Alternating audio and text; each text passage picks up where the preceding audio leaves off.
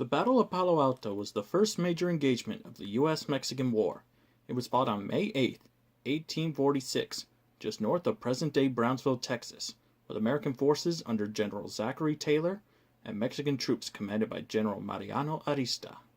Weeks earlier, U.S. General Zachary Taylor had led 3,000 troops to the Rio Grande and established Fort Texas opposite the Mexican city of Matamoros, as well as a supply base, Fort Polk, at Point Isabel, about 40 miles away on the Gulf Coast. Mexican General Mariano Arista countered by bringing a 4,000-man force, the Army of the North, to Matamoros. He crossed the Rio Grande to the west and headed east to place his army between Taylor and his supply base, while putting Fort Texas under siege. Taylor managed to slip past Arista's trap with the bulk of his forces on May 1st, but left behind a small American garrison in dire straits. Taylor moved to Point Isabel, gathered all available supplies and reinforcements, and moved with a column of 2,200 men to the relief of Fort Texas. Arista, catching wind of this move, left forces to continue the siege while he led 3,400 troops north to intercept Taylor.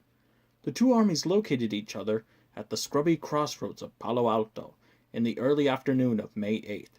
Each side deployed their troops, and the American troops stepped boldly forward within 800 yards of the Mexicans. Almost immediately, the superiority of the U.S. cannons and artillery tactics came to bear. Over the next 3 hours, the battle consisted mostly of a lopsided artillery duel. Attempts by the Mexican cavalry to turn the U.S. flank proved unsuccessful. Arista ordered his troops out of action and moved to a strong defensive position at Resaca de la Palma. Arista lost between 250 and 400 men at Palo Alto, double the number of American losses. To commemorate the famous first battle of the U.S.-Mexican War, the Palo Alto battlefield would become immortalized as the Palo Alto Battlefield National Historical Park. Hello, my name is Michael Mares, and this is the Palo Alto Battlefield National Historical Park. The Palo Alto Battlefield National Historical Park is located in Brownsville, Texas, and is a National Park Service unit which preserves the grounds of the May 8, 1946 Battle of Palo Alto. It was the first major conflict in a border dispute that soon precipitated the Mexican-American War. The United States Army victory here made the invasion of Mexico possible. The historic site portrays the battle and the war, and its causes and consequences, from the perspectives of both the United States and Mexico.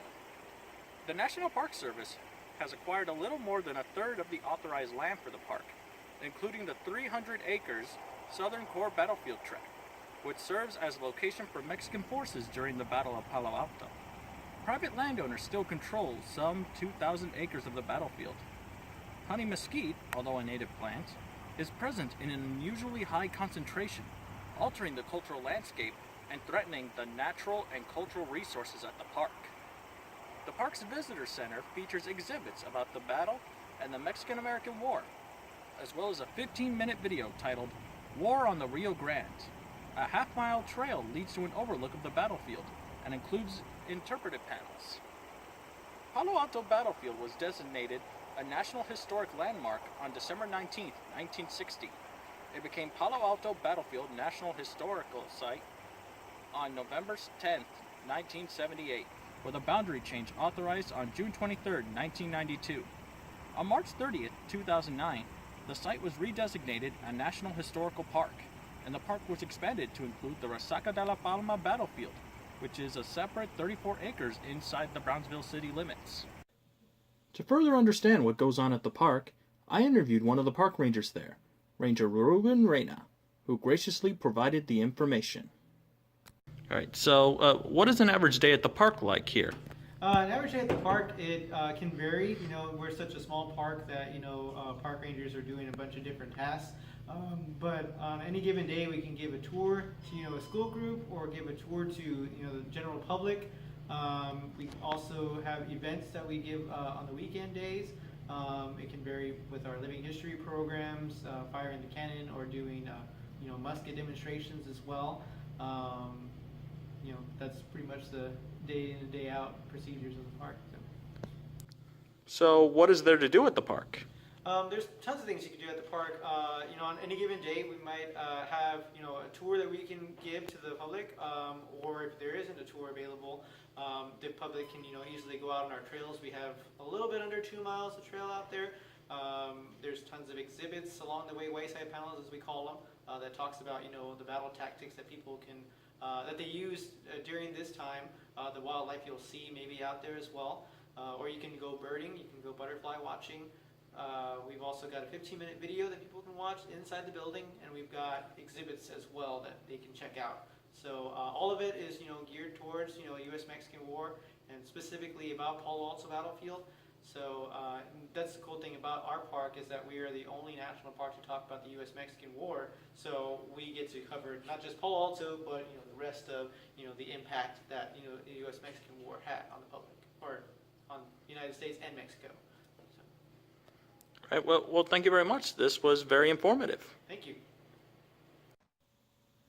The park's address is 7200 Paredes Line Road, Brownsville, Texas. The visitor center is open daily from 8 a.m. to 5 p.m. The park's busy season runs from November through May.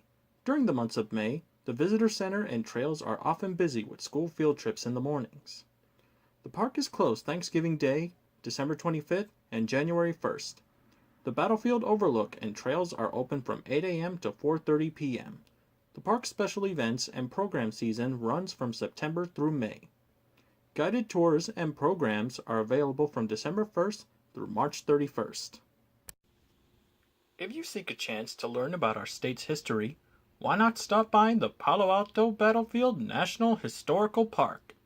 This is Michael Modis, wishing you all a wonderful day.